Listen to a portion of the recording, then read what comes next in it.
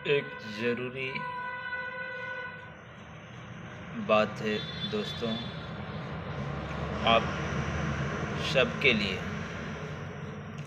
क्योंकि आप सब एक दुकानदार भाई, कहीं भी आप माल खरीदते हैं या सामान खरीदते हैं, कोई भी सामान हो, किसी भी दुकान से आप खरीद रहे हैं तो आप पहले रेट पूछें, एक लिस्ट बनाएं।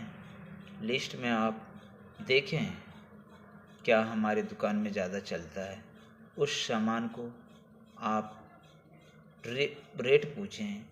हफ्ता में, एक दिन में, 2 दिन में, 4 दिन में, हर एक दुकान में आप रेट पता कीजिए। पता करने के बाद आप माल खरीदिए।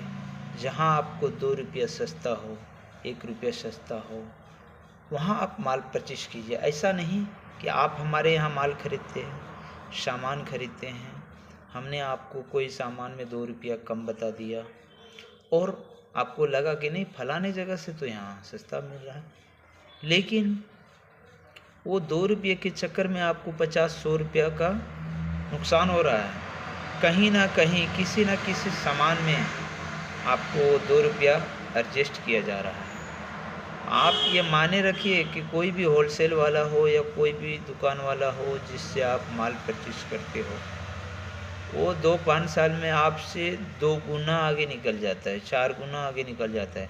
और आप जो ही वो छोटी एक दुकान में गांव में लगा के बैठे हो, वहीं पे हो। क्यों? क्योंकि होलसेल वाला एक व्यापारी से नहीं 10 व्यापारी से वो पूछता है, भाई साहब क्या रेट है? जिसकी रेट उसको 1 रुपया कम पड़ता है उससे माल मंगाता है। धंधे में कोई रिश्तेदारी और कोई अपना नहीं होता है। धंधा सिर्फ विश्वास और रेट की वजह से चलता है।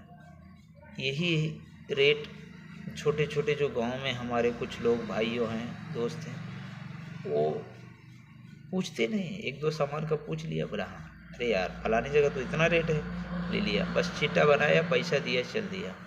भाई साहब आप 50 आइटम ले रहे हो, आपका अगर 2-2 रुपया जेब कटा तो 100 रुपया कट गया। अगर 100 रुपया डेली कट रहा है तो महीने का 3,000 जा रहा है। अगर महीने का 3,000 जा रहा है तो साल का कितना जा रहा है? 36,000 रुपया। आप सोचो, अगर एक आदमी से 36,000 का साल का अगर कोई जेब काट रहा है,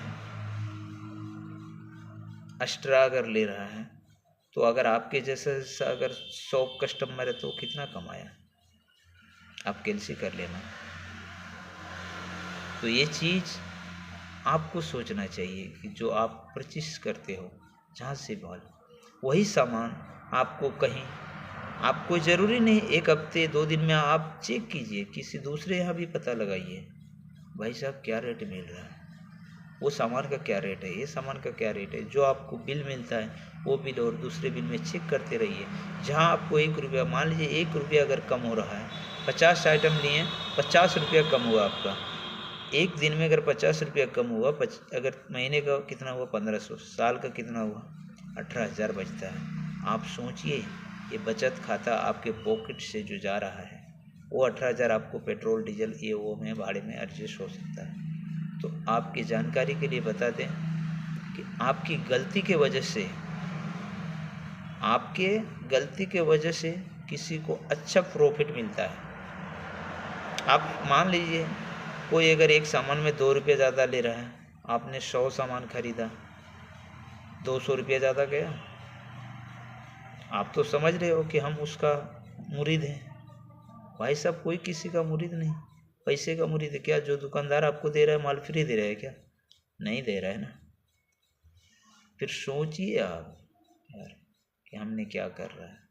हमारी जानकारी के लिए बता दूं कि आप जो भी गांव में से छोटे छोटे दुकानदार लोग हैं, आप 1 दुकान नहीं 2 दुकान ट्रायल करके आप सामान लीजिए। थोड़ा यहाँ से लीजिए, थोड़ा वहाँ से लीजिए, थोड़ा वहाँ से लीजिए। एक जगह से मुरीद होने का मतलब हुआ कि आपका जेब कट रहा है ऑटोमेटिक।